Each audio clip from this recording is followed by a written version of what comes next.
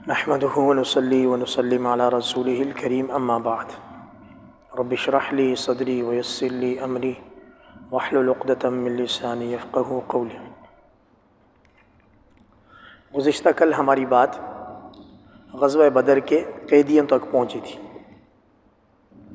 سورہ انفال کا شان نزول یہ ہے، غزوہ بدر جب جنگ اپنے آخری مراحل کو پہنچی تو صحابہ کرام کے 3 حصے ہو گئے۔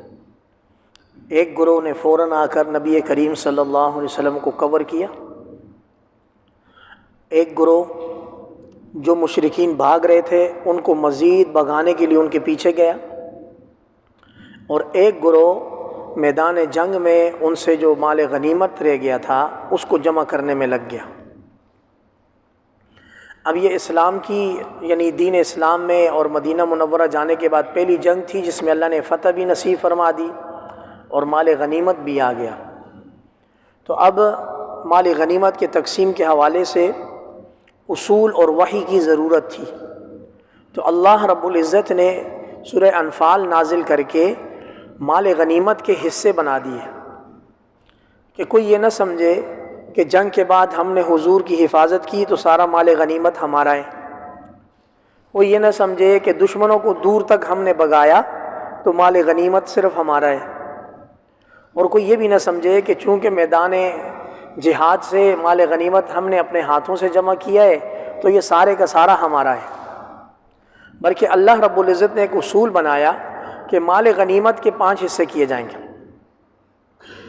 5واں حصہ اللہ اور اس کے رسول کا، بیت المال کا، نبی کریم صلی اللہ علیہ وسلم کے خاندان کا، یتیموں کا، مسکینوں کا، مسافروں کا، اور باقی 4 حصے وہ مسلمانوں میں جو مجاہدین تھے ان میں تقسیم کیے جائیں گے۔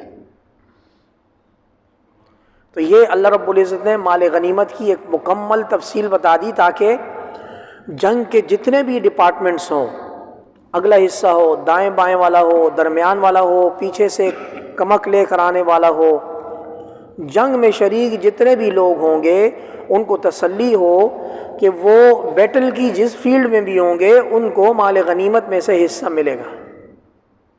بڑا پیارا اصول نازل کر دیا۔ پھر جنگ بدر کے بعد 70 قیدی جب آئے تو اب مدینہ منورہ میں 70 قیدیوں کو رکھنا اور قید میں رکھنا اور یہ وہ، اس حوالے سے مشورہ ہوا کیا کیا جائے۔ سورہ توبہ کی آخری آیت ہے کہ نبی کریم صلی اللہ علیہ وسلم اپنی امت کے جنت میں جانے کے لیے حریص ہیں، حریص، زیادہ یعنی اللہ پاک سے زیادہ امید رکھتے ہیں، زیادہ کوشش کرتے ہیں کہ میرا کوئی بھی امتی اگرچہ وہ میدان جنگ میں میرے سامنے آیا ہے لیکن ایمان قبول کر کے جنت میں چلا جائے۔ چنانچہ نبی کریم صلی اللہ علیہ وسلم نے غزوہ بدر کے قیدیوں کے لیے مشورہ کیا۔ 2 بندوں کے علاوہ تمام لوگوں نے یہ مشورہ دیا کہ غزوہ بدر میں جو قیدی آئیں ایک تو ان سے پیسے لینے چاہیے تاکہ مدینہ منورہ کے حالات ٹھیک ہوں، ہیوی پینلٹی، فدیہ جس کو بولتے ہیں، فدیہ بولتے ہیں قیدی دے کر اس کے بدلے میں پیسے لینا۔ مال غنیمت الگ چیز ہے، فدیہ الگ چیز ہے۔ مال غنیمت وہ مال جو جنگ میں ہاتھ میں آئے، اور فدیہ جو قیدی آزاد کرنے کے بدلے میں معاوضہ آئے گا اس کو فدیہ بولتے تھے۔ یہ فدیہ، صدقۃ الفطر، فدیہ طعام، یہ چیزیں الگ ہیں اور جنگ سے متعلق اصطلاحات الگ ہیں۔ ایک تو یہ طے ہوا کہ ان سے رقم لی جائے گی، اور دوسرا یہ طے ہوا کہ ہر قیدی جو مکہ مکرمہ کا پڑھا لکھا ہوگا وہ مدینہ منورہ کے 10 بندوں کو تعلیم سکھائے گا، لکھنا پڑھنا سکھائے گا۔ یہاں سے شروع کیا، سب لوگوں نے یہ مشورہ دیا، ابوبکر صدیق، علی مرتضیٰ، عبد الرحمن بن عوف، کعب بن مالک، عثمان غنی، سب نے یہ مشورہ دیا۔ باری آتی ہے اس امت کے عمر کی، سیدنا عمر رضی اللہ تعالیٰ عنہ۔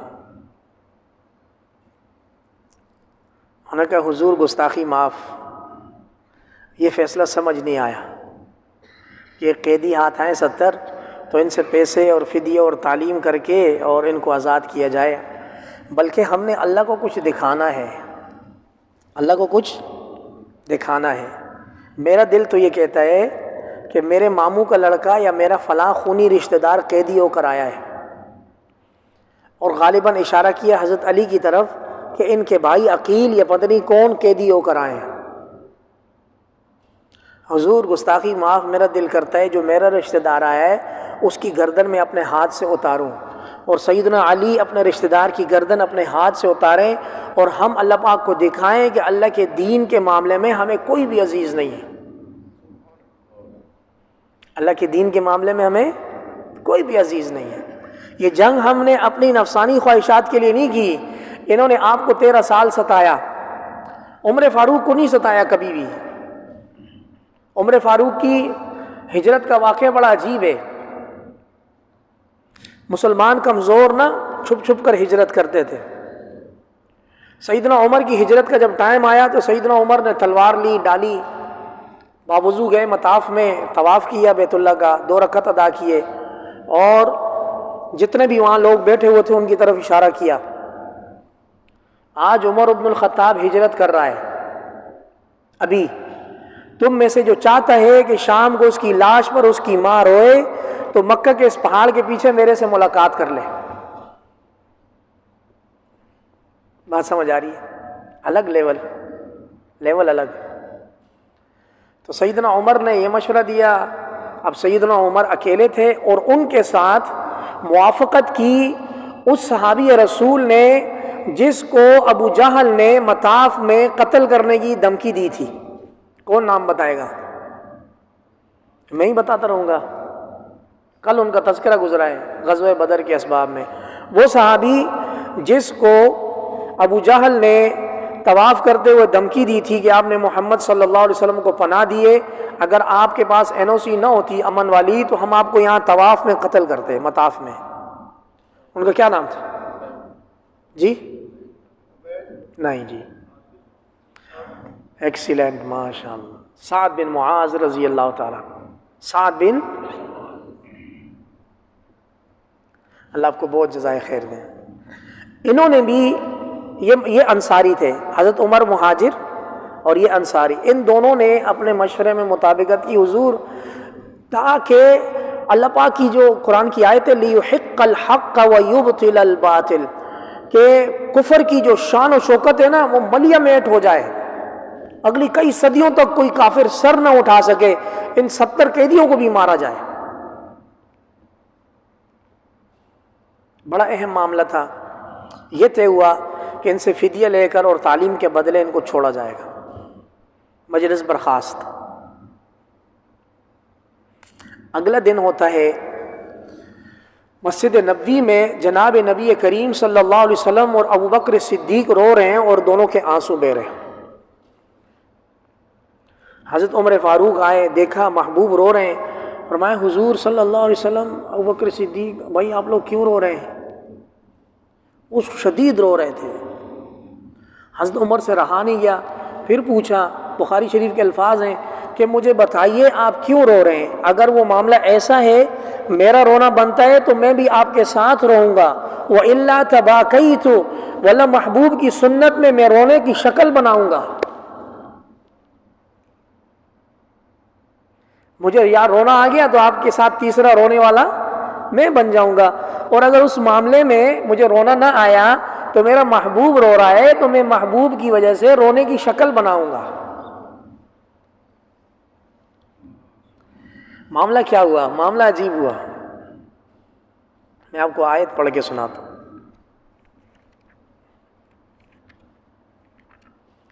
اللہ رب العزت کی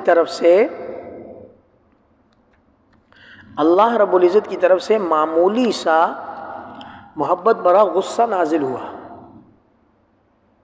جس کو عربی میں عتاب لطیف بولتے ہیں۔ عتاب لطیف، معمولی سا، یعنی اس میں ہدایت بھی ہے، اس میں خفگی کا اظہار بھی ہے، اس میں محبت بھی ہے۔ اللہ پاک فرماتے ہیں ما کان لنبی ان یکون لہ اسرا، نبی کی کیا شان ہے، اس کو قیدیوں سے کیا واسطہ، حتی یدخن فی الارض، دین اسلام کے جھنڈے کو زمین میں گاڑنا ہے۔ تریدون عرض الدنیا، یہ دنیا کے چند پیسے اور یہ چیزوں کا آپ لوگوں نے فیصلہ کر دیا سب نے بیٹھ کر۔ واللہ یرید الآخرہ، اللہ رب العزت آپ لوگوں کی آخرت کی فکر کر رہے ہیں۔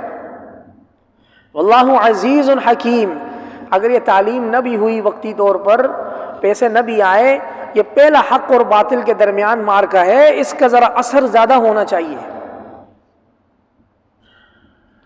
لولا کتاب من اللہ، اگر اللہ کی طرف سے تقدیر نہ ہوتی، پہلے کی لولا کتاب من اللہ سبق، اگر اللہ کی طرف سے پہلے سے تقدیر نہ ہوتی، تقدیر بھی بتاتا ہوں کیا، لمسکم فیما اخذتم عذاب عظیم، جو آپ لوگوں نے کل فیصلہ کیا ہے اس پر آپ سب کو عذاب عظیم ملتا۔ سیدنا عمر رائے میں اکیلے، صحابہ کرام ایک طرف، ابوبکر صدیق بھی ہیں، عثمان غنی بھی ہیں، علی المرتضیٰ بھی ہیں، عمر ایک طرف۔ اللہ رب العزت کو سیدنا عمر کی رائے پسند آئی۔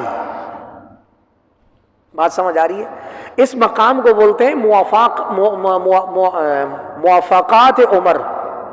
قرآن مجید میں 1 2 3 نہیں، کتنے مقام؟ 18 مقام۔ کتنے مقام؟ 18 مقامات ایسے ہیں کہ سیدنا عمر رضی اللہ تعالیٰ عنہ کے دل میں خیال آیا، ادھر اللہ پاک نے وحی نازل کی۔ کتنے مقامات؟ یہاں حضرت عمر مدینہ کی گلیوں میں چلتے ہیں کہ میں حضور کی خدمت میں جا کر یہ بات کرتا ہوں، ادھر اللہ پاک نے پہلے جبرائیل امین کے ساتھ وحی بھیج دی۔ بتاتا رہوں گا انشاءاللہ جب جب موقع آئے گا۔ اس میں ایک بہت بڑا مقام موافقات عمر کا، یہ ہماری اذان ہے۔ مدینہ منورہ میں جب نماز فرض ہوئی تو بعض لوگوں نے کہا اہل یہود اہل کتاب کی طرح لوگوں کو بلایا جائے، بعض نے کہا کچھ کیا جائے، بہت سارے مشورے آئے۔ ایک صحابی تھے عبداللہ ابن زید ابن عبد ربی رضی اللہ تعالیٰ عنہ، ان کو خواب میں آ کر ایک فرشتے نے پوری اذان سکھائی۔ جب پوری اذان سکھائی تو حضرت عمر موجود نہیں تھے، انہوں نے آ کے حضور کو بتائی، حضور نے فرمایا کتنے پیارے الفاظ ہیں، چلو اذان دو۔ انہوں نے مدینہ منورہ میں اونچے مقام پر اذان دینا شروع کی۔ حضرت عمر نیند میں تھے، سر پڑا کر جاگے اور فوراً حضور کی خدمت میں آئے، حضور یہ الفاظ تو مجھے خواب میں کسی نے بتائے ہیں، حضور یہ اذان کے الفاظ تو مجھے خواب میں کسی نے بتائے ہیں۔ تو موافقات عمر کی بڑی شان ہے بھائی، بڑی شان ہے۔ نبی کریم صلی اللہ علیہ وسلم کی حدیث ہے، لو کان بعدی نبی لکان، بولو بھائی، لکان عمر، لکان، میرے بعد اگر نبوت کا سلسلہ جاری ہوتا تو عمر نبی ہوتا۔ وفی کل امت محدث ومحدث امتی عمر او کما قال، اس طرح کے الفاظ ہیں۔ ہر امت میں ایک الہام شدہ شخص ہوتا ہے، ہر امت میں ایک الہام شدہ شخص ہوتا ہے کہ اللہ پاک اس کو ہمیشہ ہدایت ہی الہام کرتے ہیں، اور میری امت کا الہام شدہ شخص عمر ہے۔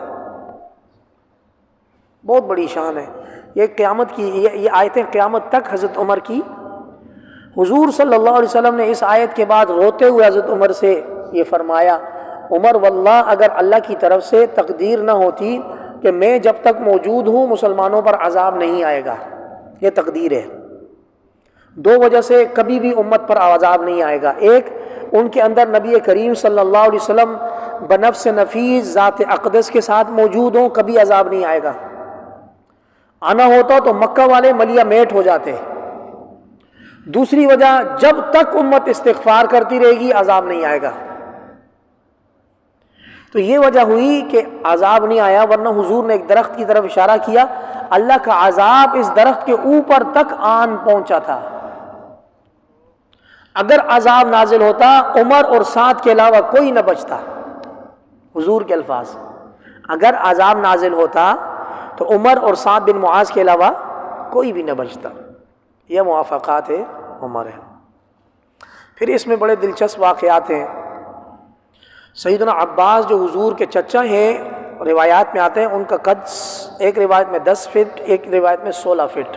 جب گھوڑے پر اوپر بیٹھتے تھے تو پاؤں زمین پر رگڑا کھاتے تھے۔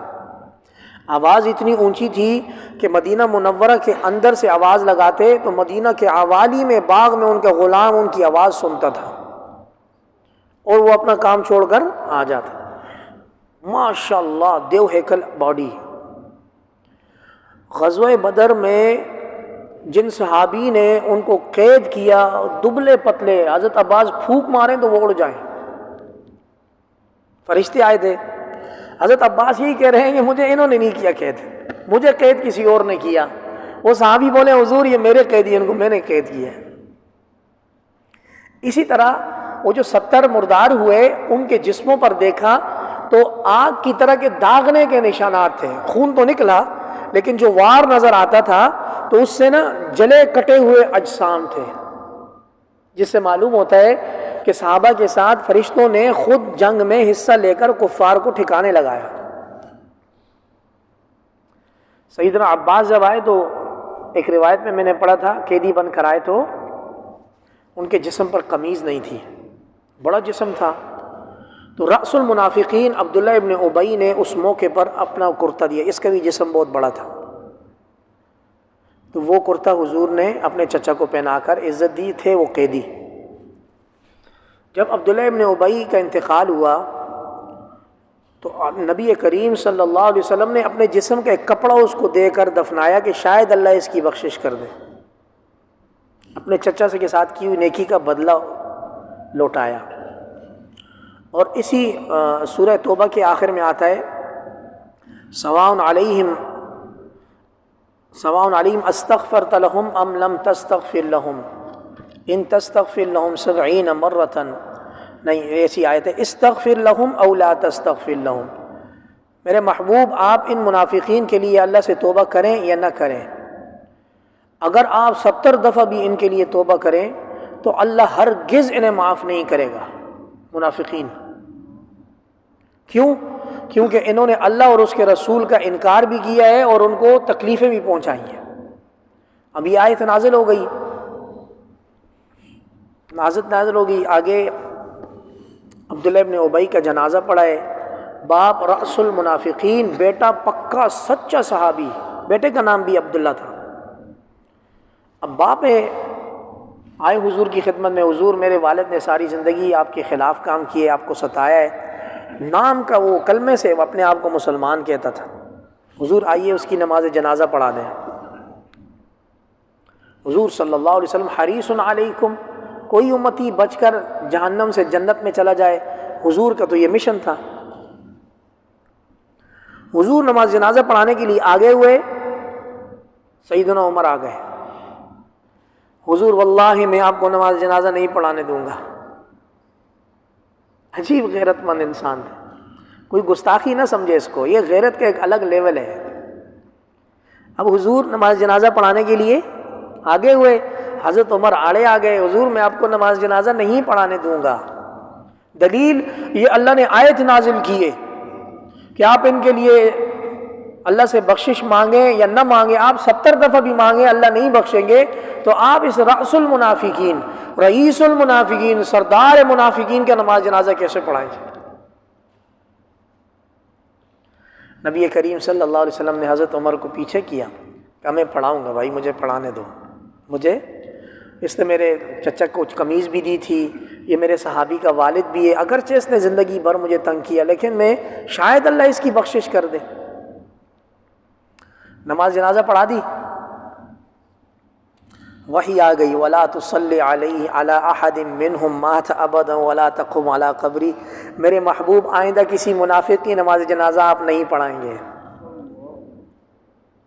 موافقات عمر، موافقات 2 گئے، 18 ہیں قرآن مجید میں.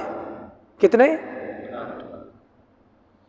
تو سیدنا عمر کا بڑا مقام ہے اللہ اور اس کے رسول کی نگاہ میں. کبھی ان کی نادان ہے کوئی جو ان کی شان میں گستاخی کرتے، اپنی قبر قیامت آخرت برباد کرتے ہیں، ورنہ صحابہ ایسے تھوڑی تھے. میں نے پہلے آیت کی تفسیر میں بولا تھا اللہ رب العزت نے مدینہ کے منافقوں کو ایک معیار دیا کہ ایمان لاؤ. کیسا ایمان؟ جیسے حضور کے صحابہ ایمان لائیں ویسا یہ منافق ایمان لائیں گے تو ان منافقوں کا ایمان قبول ہوگا.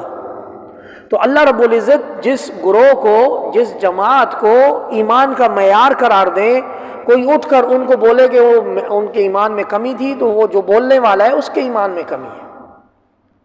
قرآن تو جھوٹا نہیں ہے. تو یہ موافقات عمر یاد رکھیں۔ ایک اور آپ کو بتا دیتا ہوں، یہی منافقین حضور صلی اللہ علیہ وسلم کے دروازے پر جاتے، ٹک ٹک کرتے، امہات المؤمنین سے ایسے سامنے کچھ مانگتے تھے، بالکل دروازے کے سامنے کھڑے ہو۔ اب وہ امہات المؤمنین ہیں، روحانی مائیں ہیں، لیکن پردے کا حکم ان کو بھی تھا، جب تک نہیں تھا تو سامنے مانگتے تھے۔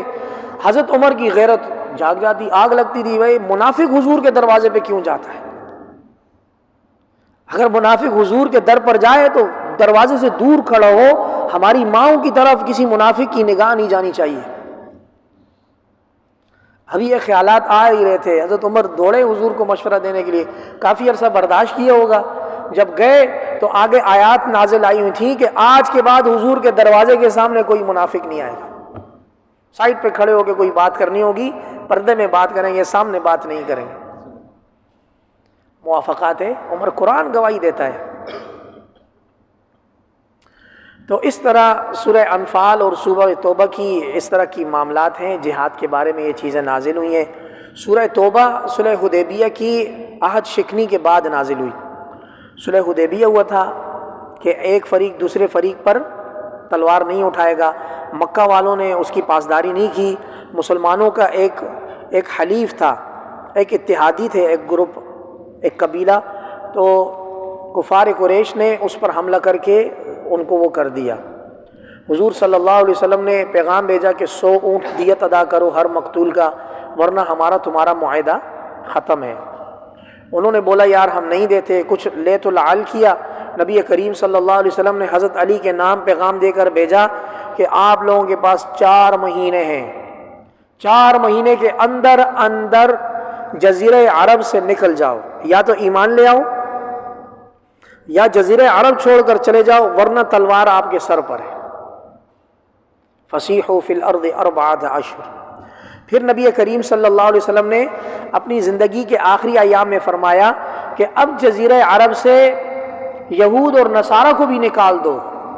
پہلے شرک نکالا، شرک نبی کریم صلی اللہ علیہ وسلم کی زندگی میں جزیرہ عرب سے ختم ہوا فتح مکہ اور غزوہ حنین کے بعد۔ کوئی مشرک نبی کریم صلی اللہ علیہ وسلم کی زندگی میں حجاز مقدس میں باقی نہیں بچا، ساری کی ساری قوم مسلمان تھی، مومن تھی، جو نہیں تھا اس کو کوئی حبشہ چلا گیا، کوئی روم چلا گیا، کوئی کدھر چلا گیا۔ لیکن نبی کریم صلی اللہ علیہ وسلم کی زندگی کے آخری ایام میں حضور نے فرمایا کہ اب جزیرہ عرب سے یہود اور نصارہ کو بھی نکال دو۔ اور حضور کی یہ وصیت کب پوری ہوئی؟ سیدنا عمر کے دور خلافت میں۔ ابوبکر صدیق کو تو مانعین زکوٰۃ، منکرین ختم نبوت کا سامنا تھا، ان کا 1 سال اس میں گزرا۔ جب سیدنا عمر خلافت کی مسند پر آئے تو سیدنا عمر نے چلتا کیا، یہود کو بھی نصارہ کو بھی۔ واللہ ایک سیدنا عمر اور ہوتا تو آج روئے زمین پر کفر نہ پیاسا مرتا۔ کیا بیت المقدس کی چابیاں اور کیا شان و شوکت، 22 لاکھ مربع کلومیٹر علاقہ فتح کیا، اور زمین پر سوتے تھے اینٹ رکھ کے۔ اور آخری وقت جب آیا تو اپنے بیٹے عبداللہ سے یہ فرمائش کی کہ میرے اس سر کو زمین پر رکھ تاکہ میں ذلیل اور رسوا ہو کر اپنے رب سے مغفرت مانگوں کہ تیرا بندہ زمین پر تڑپ رہا ہے، یا اللہ اس کو معاف فرما۔ بہت بڑی چیز۔ اللہ کریم ان انفاس قدسیہ پر اپنی کروڑ درود و سلام بھیج دیں بھائی۔ تو یہ 4 مہینے ان کو ٹائم دیا گیا، پھر مشرکین کو نکال دیا گیا۔ اسی صورت میں پھر غزوہ تبوک کا واقعہ ہے، سب لوگ گئے، منافقین نہیں گئے، 3 سچے صحابہ رک گئے مکہ۔ ان کے کام مرارہ بن ہلال، کعب بن مالک اور ہلال بن امیہ، اس طرح کے نام ہیں، مرارہ، کعب، ہلال، یہ 3 سچے صحابہ کرام تھے، غزوہ تبوک میں شرکت نہ کر سکے۔ ان میں کعب بن مالک موسٹ سینئر صحابی ہیں۔ کعب بن مالک وہ صحابی ہیں کہ جب حضور کو مکہ مکرمہ میں مشرکین مکہ تکلیف دیتے تھے تو 2 بیعتیں ہوئی تھیں، بیعت عقبہ اولا، بیعت عقبہ ثانیہ۔ حج کے موقع پر پہلی دفعہ 12 انصاری آئے تھے، انہوں نے حضور کے ہاتھ پر بیعت کی تھی، کبھی اس کی تفصیل بتاؤں گا۔ وہ پہلی بیعت میں کعب بن مالک شامل تھے، حضور ہم آپ کا دین مان چکے، آپ مدینہ آئیں، ہم آپ کو مدینہ میں پناہ دیتے ہیں۔ مشرکین اپنی سرکشی کی وجہ سے محروم رہے، مدینہ والے نمبر لے گئے۔ پھر ایک دوسری بیعت ہوئی، اس میں بہت زیادہ لوگ تھے، اس میں بھی کعب بن مالک موجود تھے، یعنی حضور صلی اللہ علیہ وسلم کے اولین میزبانوں میں کعب بن مالک کا نام آتا ہے۔ اور غزوہ بدر کے علاوہ تمام غزوات میں حضور پر جان نشاور کرنے کے لیے شامل رہے۔ جب غزوہ تبوک کا موقع آیا، اس وقت کعب بن مالک کے باغ لہلہا رہے تھے، کھجوریں زیادہ تھیں، 2 اونٹ تھے۔ خود بولتے ہیں کہ اتنی فراوانی کبھی کسی غزوے میں میری نہیں ہوئی جتنی غزوہ تبوک میں تھی۔ لوگ تیاریاں کر رہے تھے تو میری توجہ کبھی کاموں کی طرف ہوگی، کبھی باغ کی طرف ہوگی۔ صحابہ جھوٹ نہیں بولتے، سچ بولا۔ سستی کوتاہی ہو گئی، غزوہ تبوک میں شرکت نہیں کر سکا، یہاں تک کہ نبی نکل گئے صلی اللہ علیہ وسلم لشکر کے ساتھ، تو میرے دل میں خیال آیا میرے پاس تگڑے گھوڑے ہیں، میں انشاءاللہ پہنچ جاؤں گا۔ حضور آگے گئے، میں نے کہا میں انشاءاللہ پہنچ جاؤں گا۔ حضور آگے گئے، میں نے کہا پہنچ جاؤں گا، یہاں تک کہ حضور تبوک میں پہنچے۔ تبوک میں پہنچنے کے بعد ایک موقع ایسا آیا، ایک دوسرے صحابی روایت کرتے ہیں کہ تبوک میں حضور نے پوچھا کعب کہاں ہے؟ دل کو دل سے راہ ہوتی ہے نا، سچے تھے۔ حضور نے تبوک میں جا کر پوچھا کعب کہاں ہے؟ کسی نے بولا اس کو اس کے مال نے روک دیا۔ حضور کی تبوک سے واپسی شروع ہوئی، یہاں کعب بن مالک رضی اللہ تعالیٰ پر کپ کپی طاری ہو گئی، حضور کا سامنا کیسے کروں؟ حضور کا سامنا جیسے جیسے حضور قریب آتے گئے اور میرے اوپر وضاقت علیہم الارض بما رحبت، زمین اپنی تمام تر کشادگی کے باوجود میرے اوپر تنگ ہو گئی۔ نبی کریم صلی اللہ علیہ وسلم نے مسجد زرار کو ڈھانے کا حکم دیا، اس کی بھی تفصیل بتاتا ہوں۔ مسجد نبوی میں تشریف فرما ہوئے، منافقین جوک در جوک آ رہے ہیں، حضور بیٹا بیمار تھا، اماں بیمار تھی، بچی بیمار تھی، یہ تھا فلانا ڈمکانا، جھوٹ بول کر غزوہ تبوک میں نہ جانے والے رخصت لینے لگے۔ صحیح، جھوٹ بولتے رہے۔ یہ 3 صحابی حضور کی خدمت میں آئے، حضور کہا ہم اعترافی مجرم ہیں، یا اللہ کچھ بھی نہیں، غلطی کوتاہی ہو گئی، سزا دے دے، پاک کر دیں، دنیا کا معاملہ دنیا میں ہی پاک ہو جائے۔ حضور کی شان کریمی دیکھیں، منافقین کو معاف کر دیا، ان سے بولا آپ لوگ جاؤ، آپ کا معاملہ اللہ کے سپرد ہے۔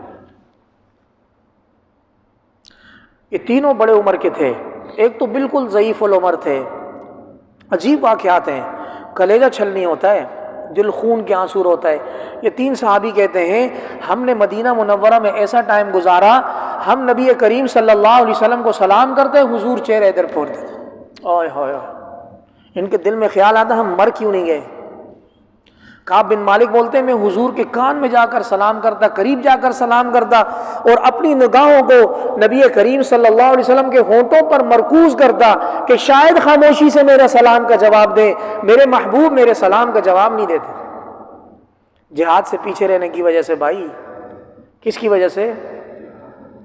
کوئی میراث کا یا جائیداد کا رفڑا نہیں تھا، جہاد سے موسٹ سینئر ترین حضور کے میزبان نبی کریم صلی اللہ علیہ وسلم نے صحابہ کو منع کر دیا ان تینوں سے بات نہیں کرنی، بائیکاٹ شروع ہوا، اور سٹیپ بائی سٹیپ سخت ہوتا رہا، کوئی آسان کام نہیں ہے۔ بخاری شریف کی کبھی حدیث اٹھا کے دیکھیں، لمبی 3 پیجز کی حدیث ہے سیدنا کعب بن مالک کی۔ اب صحابہ کرام مدینہ میں کعب بن مالک سے بات نہیں کر رہے، نبی کریم صلی اللہ علیہ وسلم نے منع کر دیا میری مسجد میں نماز پڑھنے نہیں آنا۔ اوئے ہوئے، بہت سختی ہوتی ہے جب کسی کے ساتھ قریبی تعلق ہوتا ہے نا، تو اس کے ناراضگی بھی بڑھ جاتی ہے۔ اگلا حکم نازل ہوا اپنی بیویوں سے دور ہو جاؤ، اپنی بیویوں کے قریب نہیں جانا۔ ایک صحابی نے پوچھا حضور اگر آپ کہیں تو طلاق دے دیں، شاید رضامندی آ جائے۔ کہا نہیں، طلاق کا حکم اللہ نے نہیں دیا، اتنا حکم دیا کہ اپنی بیویوں کے قریب نہیں جانا، دور رہو۔ کعب بن مالک فرماتے ہیں میں مدینہ کا باشندہ، مدینہ منورہ سے مجھ سے بڑھ کر اجنبی کوئی نہیں تھا، نہ کوئی میرا سلام لے، نہ کوئی مجھ سے میرا پوچھے۔ بیویاں جدا ہو گئی، محبوب ناراض ہو گئے، ضاقت علیہم الارض بما رحبت، اب سمجھ آئی، زمین اپنی تمام تر کشادگی کی باوجود ان پر تنگ ہو گئی۔ کہتے میں دور اپنے کھیتوں میں ادھر ادھر ٹائم گزارتا، کسی کا سامنا نہ کر پاتا، اسی اثنا میں روم میں سے ایک ایجنسی والا آیا، ایلچی، اور اس نے مجھے بادشاہ روم کا خط دیا۔ اس خط کو پڑھ کر میرا دل خون کے آنسو رونے لگا۔